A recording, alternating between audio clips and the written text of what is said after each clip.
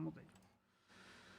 Ok, entonces ahora el tema que traigo son dos temas en uno. Uno es plataformas como productos y el otro es DevOps Teams Topologies, o sea, topologías de equipos de DevOps. Entonces, una de las cosas que aprendí cuando estaba trabajando es que hay muchos tipos de equipos de DevOps. Y dentro de como contexto, dentro de la oferta que teníamos en las compañías en las que he trabajado, he trabajado en dos compañías en partes de DevOps. Una de esas compañías tiene una oferta que se llama DPS, Digital Platform Strategy, estrategia de plataformas digitales. Y la otra compañía tenía una oferta de DevSecOps. Básicamente era un poco similar a lo que está ahí, a Delivery. Era como delivery de plataforma, pero con un foco así como de inseguridad. Ahí es de lo que estamos hablando en el otro Twitter Space. Ahora, lo que pasa es que no hay mucha bibliografía, digamos, de todas estas cosas, pero sí había visto mucho overlap entre la forma en que están creados los equipos de DevOps y la forma en que se está desarrollando la plataforma en una de las en los proyectos donde estuve en DPS. Ahora, DPS, Digital Platform Strategy, y la otra donde teníamos esa oferta de DevSecOps, más o menos yo agarraba como un proyecto por año, pero le daba seguimiento a los otros. Más o menos una plataforma digital buena, nos tomaba crearla durante más o menos un año, y luego ya entraba en modo mantenimiento. No voy a hablar mucho de qué pasa cuando estás en modo mantenimiento, pero sí voy a hablar como de las cosas que vi. Ahora, afortunadamente trabajé con muchas personas muy buenas. Una de ellas es Memnon Tabasum. La conocíamos ahí como Tabs. Ella escribió un libro que se llama Effective Platform Product Management. ¿Y de qué es lo que habla este libro? De cómo desarrollar plataformas como productos. Ahora, hay dos tipos de plataformas como productos, a lo que yo le llamo ahí. Una es plataformas de productos como tal, multidimensionales, y las otras son plataformas de ingeniería. Ella en este libro tiene un gráfico que a mí me encanta donde te muestra la diferencia entre un producto y una plataforma. Un producto básicamente es un solo productor y tiene varios consumidores que son pues, los clientes del producto. Y una plataforma tiene varias como mini productos que los consumen entre varias personas. Como por ejemplo el ejemplo que más da ahí en su libro es por ejemplo compañías como Spotify o como Netflix y todos ellos. Que ofrecen más de un producto dentro de su plataforma y entonces hay más de un consumidor. ¿Sí? Este gráfico me encanta porque también refleja lo mismo que pasa detrás de cámaras, o sea, ahora sí que digamos en el backstage, refleja lo mismo que pasa con esos equipos que desarrollamos plataformas como productos, plataformas de ingeniería. Ahora, regresando un poquito aquí, ¿qué es lo que pasa ahí? Tenemos aceleradores. En el libro de Tabs, habla de, por ejemplo, cómo atraer más consumidores por medio de varios productos. Y lo mismo pasa cuando tenemos plataformas como productos de ingeniería. Regularmente hacen una correlación uno a uno con los tipos de equipos de DevOps que he visto. Ahora, ¿qué tipos de equipos de DevOps he visto? Hay varias nomenclaturas y a veces estos como que se mezclan entre ellos, pero he identificado varios de ellos. Aquí tengo unas notas que tomé en Zettelkasten, no las voy a mostrar aquí, pero sí les voy a mostrar al último las notas del show. He visto equipos de DevOps que se dedican a automatización de CI/CD. ¿Qué son estos equipos? Son equipos que regularmente se encargan de los pipelines. Entonces lo que hacen es que estos equipos se encargan de integración continua y entrega continua. Y básicamente esos equipos lo que hacen es que automatizan pipelines, o te crean bibliotecas compartidas para pipelines, que vamos a hablar un poquito más después de eso, y también te crean así como que pipelines desde el comida hasta producción, y te crean esos, si estás trabajando en una arquitectura de microservicios, pues esos pipelines regularmente no son cientos de pipelines, son como 3 o 4 pipelines, pero copiados y pegados varias veces. Entonces, ese es uno de los productos que se vende detrás, en el backstage, es eh, todo este framework de CI/CD. Y ese framework de CI/CD pues se ve implementado con bibliotecas compartidas de pipelines. Ahora, he hablado un poco de eso en mi blog.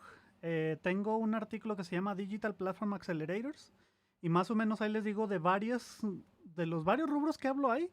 la mayoría de ellos estaban alineados uno a uno con los productos que les llamábamos en la plataforma.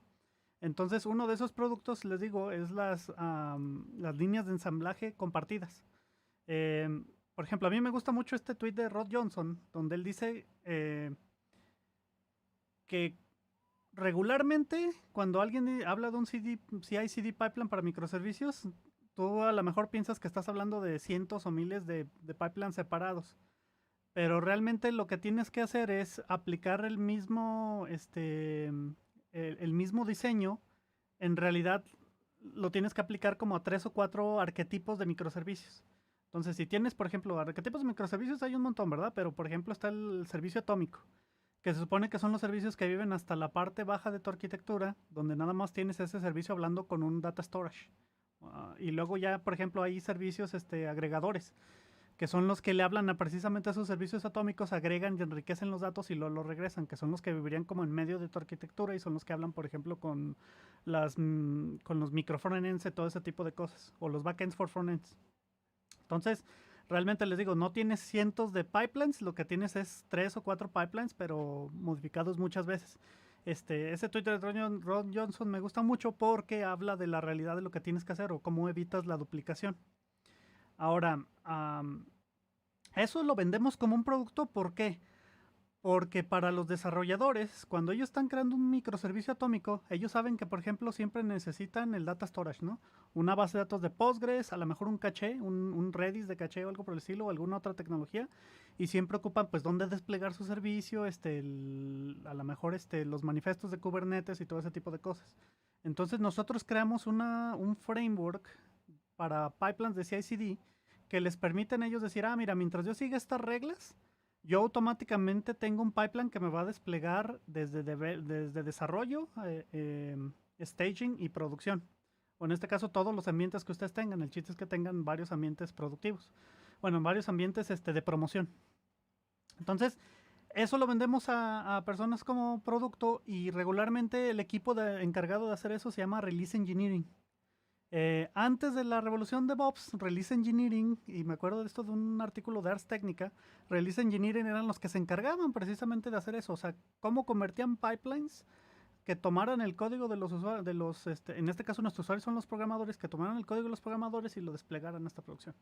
¿Sí? Entonces, más o menos eso es como que el producto que está detrás de toda esta parte de plataformas como productos. Ese es uno de los subproductos que tiene.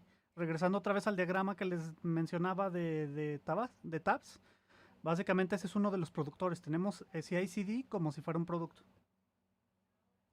A ver, vamos a ver si hay alguien preguntando algo. Bueno, parece que no. No hay problema. Bueno. Entonces, la otra parte de los equipos de DevOps que también he visto son los equipos de infraestructura. Ahora, ¿qué quiere decir estos equipos de infraestructura? Son los que se encargan de infraestructura en la nube o la infraestructura local, en lugares donde usan todavía on-prem. Ahí, ¿cuál es el producto? El producto como tal es la infraestructura provista a los equipos. Ahora, ¿hay patrones para eso? Yo lo que he visto es, por ejemplo, tarde o temprano, ellos empiezan a crear infraestructura así plana en Terraform y dicen, pues necesitamos una VPC, necesitamos una base de datos, necesitamos un caché para servicios, necesitamos esto y lo otro. Y al último lo que ellos terminan haciendo es que ven que eso se replica en varios de los servicios. Entonces ahí es cuando empiezan a evolucionar su infraestructura como código a modo de servicios. Ahora, hay una plática muy buena. En este caso, ahorita no me acuerdo de... Sí, creo que se llamaba Nikki. Ella es la CTO de OpenCredo. Ella tiene digamos, una presentación que se llama Evolving Your Infrastructure with Terraform. Y eso se parece muchísimo a lo que tengo, por ejemplo, ahorita en mi trabajo actual. Lo que hacemos es que estamos creando servicios a partir digamos, de servicios de infraestructura. Por ejemplo, un clúster de Kubernetes puede ser un servicio de arquitectura. Una base de datos también es un servicio de arquitectura. Pero realmente esos hacen así como que componentes individuales. Casi nunca te costea crear componentes de Terraform nomás de esos servicios individuales. Sino lo que haces es que, por ejemplo, sabes que ocupas un servicio atómico, regresando a ese mismo ejemplo. Entonces, un servicio atómico siempre vas a ocupar una base de datos, un caché, y a lo mejor vas a ocupar este despliegue a Kubernetes. Entonces todo eso lo pones en un módulo de Terraform y ese es el producto que estás vendiéndole a los desarrolladores. Entonces eso se convierte otra vez en otro producto para los equipos de DevOps que se encargan la parte de infraestructura como código. Esta plática que les digo, Evolving Your Infrastructure with Terraform, está muy buena. Yo siempre la recomiendo a los que están empezando, como me hacen preguntas en las mentorías de cómo modularizar el código de Terraform. Entonces ella te da como que varias etapas de cómo hacerlo. O sea, para que no lo vayas a hacer inmediatamente a Terra Services, que es el patrón que estamos siguiendo ahí. Eh, Regularmente yo empiezo con Terramods. O sea, hacemos un módulo para cada una de las líneas de negocio y ya nada más ese módulo lo vamos promoviendo en Dev Stage y producción. Y luego ya cuando vemos que varios módulos requieren el mismo componente, en este caso, por ejemplo, un servidor de Kubernetes o una base de datos endurecida con seguridad, entonces ahí es cuando creamos, por ejemplo, el módulo de seguridad. Y tengo unos pequeños slides donde hablo precisamente de cómo evolucionar ese tipo de módulos, pues, para que vayas haciendo infraestructura como código modular. Y ese es otro producto que les vendes a los desarrolladores dentro de la plataforma digital. Eh, Ahora, una vez que hablamos de eso, pues hay otro tipo de equipos de DevOps. Ese equipo de DevOps se llama el de SRE o el de operaciones. Ahora, ¿cuál es la diferencia aquí con el equipo de infraestructura, con el de SRE? Que los de SRE se encargan de las cosas una vez que llegas a producción. Entonces ellos están, ¿cómo les diré? Ellos están metidos más en la parte de SLOs, SLAs y SLIs. No voy a hablar de todo eso, pero algo que sí vi que desarrollamos como producto en esos equipos era lo que ellos le llaman el single pane of glass. ¿Qué es el single pane of glass? Lo que pasa es que tú necesitas como que un monitor o un dashboard donde tú puedas ver todas las cosas relativas a tu servicio y puedas estarlo monitoreando desde ahí. Entonces nuestro producto como SRS era el Single Pane of Glass y eso implicaba que teníamos que ir a colectar métricas, teníamos que ir a calcular las SLAs, SLI, Service Level Indicators, Service Level SLAs. No me acuerdo los SLAs, pero el chiste es que todos los juntábamos en el mismo dashboard de Grafana. Entonces ese era nuestro producto. Entonces, por dar un ejemplo, estuve trabajando un rato en dos compañías. Una compañía que se dedicaba, por ejemplo, a vender productos de energía. Y otra compañía que era de crédito, pero las dos tenían una necesidad de tener single pane of glass, por ejemplo, de sus pipelines. Entonces les decíamos, mira, de acuerdo a esto, tienes un mean time to recover. O sea, cuando un pipeline se tronaba, tenías un mean time de recover de, digamos, de 1 hora. Entonces los desarrolladores se tardaban más o menos 1 hora en reparar ese tipo de cosas. Entonces ese single pane of glass les daba como que visibilidad de qué es lo que más se quebraba todo el tiempo. Y así hay más cosas de single pane of glass. Hay un artículo muy bueno de Datadog sobre más o menos eso. Se llama Single Pane of Glass. Déjenme ver cómo se llama. Single Pane of Glass Monitoring. Entonces ahí les voy a dejar las notas más o menos de eso. Pero ese era nuestro producto. Entonces, si se fijan ahorita como que cada tipo de equipo de DevOps tiene su producto. Y luego eso es lo de la parte de los SRS. Ahora, hay otros equipos de DevOps que o sea, tienen mucha funcionalidad que se hace traslapo, pero al mismo tiempo yo los trato de separar. Hay un equipo de DevOps que es el de plataforma. Y hay otro equipo de DevOps que se llama de Core Components. ¿Cuál es la diferencia aquí? Bueno, plataforma es eso precisamente. Están tratando de crear una plataforma para tus servicios. Pero el de Core Components puede o no estar traslapado con el de plataforma. Ahora, el de plataforma regularmente se encarga de cross-cutting concerns. ¿Qué quiero decir con esto? Observabilidad es uno de ellos, pero no tan enfocado como los de SRE. Otro es seguridad. Cómo meterle componentes de seguridad o cómo hacer que tus servicios entren un poco con una mejor postura de seguridad a la plataforma. Otro cross-cutting concern, por ejemplo, es el login, el tracing, todo ese tipo de cosas que tú quieres en todos tus servicios, pero que realmente no son cosas del negocio. Entonces, habiendo dado estos ejemplos, ¿cómo es que nosotros implementábamos eso y cuál era el producto que les vendíamos? El producto que les vendíamos en la mayoría de esos eran dos cosas, eran microbibliotecas y generadores de código. Ahora, ¿por qué microbibliotecas? Porque, por ejemplo, yo di una plática en Software Guru que ya tiene rato de que estábamos hablando de microbibliotecas, y entonces les digo, implementan por lo regular. Yo lo que hacía es que implementaba, por ejemplo, login, tracing y autenticación y autorización. Entonces, ¿qué era lo que yo hacía? Junto con otro programador nos poníamos a desarrollar bibliotecas para Spring, que lo que hacían es que tú nomás sueltas esta biblioteca como dependencia y automáticamente tienes autenticación y autorización y login y tracing y recolección de métricas y demás dentro de la plataforma. Entonces, por ejemplo, ¿qué era lo que hacíamos? Llevábamos convenciones de que, mira, todos van a exponer el endpoint de Prometheus. Y entonces Prometheus ya automáticamente, en cuanto detecte que tú tienes ese endpoint, va y colecta las métricas. Autenticación y autorización era un poco más difícil porque ahí teníamos que también decidir, por ejemplo, cuál era el mecanismo de autorización. Estuve en una plataforma donde estábamos usando mucho .NET y estábamos usando también Azure Active Directory dentro de la oferta de Azure. Entonces teníamos que implementar una biblioteca que básicamente ya tu pipeline te generaba un service principal, que era el modelo de autenticación que ellos hacen ahí. E inmediatamente la biblioteca se comunicaba con Azure Active Directory y entonces te daba los permisos que tú necesitabas para hablar con otras bases de datos, para hablar con otros servicios, etcétera. Entonces esa es una microbiblioteca de autenticación y autorización. También otra microbiblioteca que es de las más, de las que más nos pedían era de Error Detection y Reporting. Esas son así como que, mira, salieron stack traces de mi programa. ¿Cómo los detecto y cómo genero alertas para ese tipo de cosas? Entonces esas microbibliotecas eran nuestros productos, ¿verdad? Entonces con ellas nosotros dábamos los cross-cutting concerns que le llamábamos y pues de ahí nada más iban pasando implementaciones específicas para las tecnologías. Por ejemplo, hacíamos estas mismas microbibliotecas, pero las hacíamos para .NET, para Java y para Node. Era mucho trabajo porque realmente nosotros no éramos expertos en todo. O sea, yo me puedo considerar un experto en Java y en Spring, pero yo no sabía mucho de .NET. Entonces tenía que hacer pair programming con alguien que sabía de .NET e implementar esas bibliotecas. Pero a fin de cuentas eran el mismo producto. Entonces los productos como tal tenían su roadmap y demás. Y luego están los equipos de DevOps de Core Components que son casi también igual similares, pero por ejemplo sí me ha tocado cosas un poco más distintas pero enfocadas al frontend. Entonces alguien quería Core Components para frontend. ¿Qué era lo que terminabas haciendo? Terminabas haciendo componentes de React que se pudieran reusar entre los microfrontends. Eso de las microbibliotecas, regularmente yo les digo, lo tengo en Software Guru. Y también tenía una presentación de más o menos qué es lo que significa tener una plataforma tecnológica.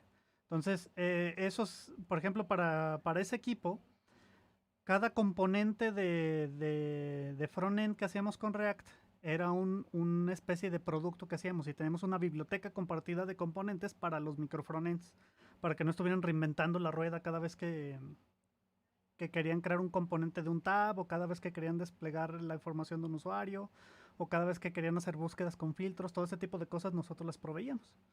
En este caso yo trabajé con una persona que era muy bueno en frontend ahí en esa compañía y él junto a un product manager y yo nos dedicábamos a desarrollar esos componentes. Entonces ese también era igual otro producto de los que hablábamos. Y como ven, aquí, o sea, hay mucho traslape entre las topologías de los equipos de DevOps y cómo tratar una plataforma como producto y los diferentes productos que tiene una plataforma. Hasta ahí no sé si tengan alguna pregunta, les puedo dar chance de que sean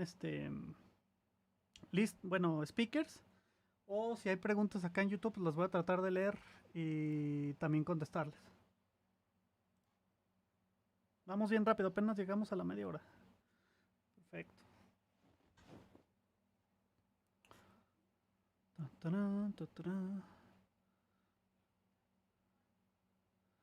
ver, no veo ningún request.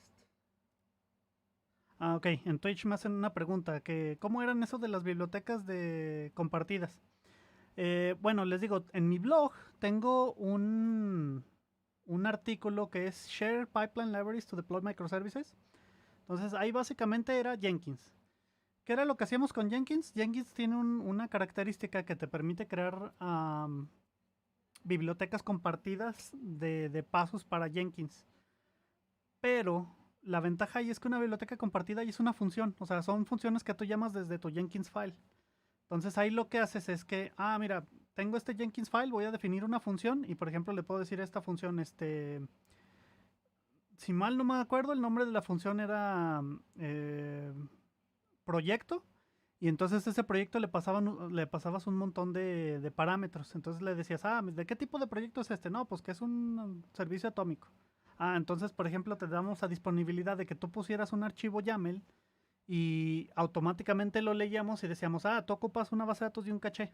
Entonces, esa base de datos y ese caché lo generamos inmediatamente con infraestructura como código, como un paso extra de nuestro pipeline. Entonces, ahí ya tú ya no tenías que preocuparte, por ejemplo, de lidiar con Terraform, ya no tenías que preocuparte de lidiar con otros, con otro montón de cosas. Simplemente nosotros leíamos ese archivo YAML, te generábamos tu infraestructura para tu código como tal.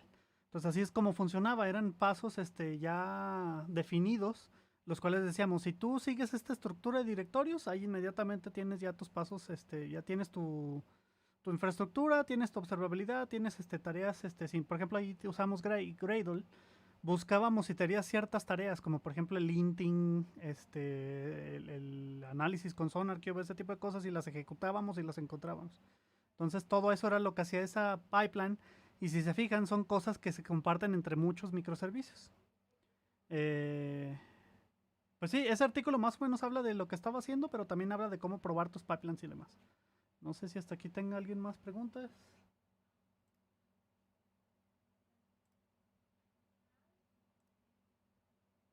Ok, no veo ninguna pregunta. Entonces, yo creo que ya terminamos hasta aquí. Estuvo rápido este space, igual que el otro, más o menos como media hora. Eh, y pues ya. Muchas gracias a los que estuvieron aquí. Muchas gracias, Héctor. Cualquier cosa, pues aquí andamos y ahí te veo después para hacer el show de esta semana. Cámara.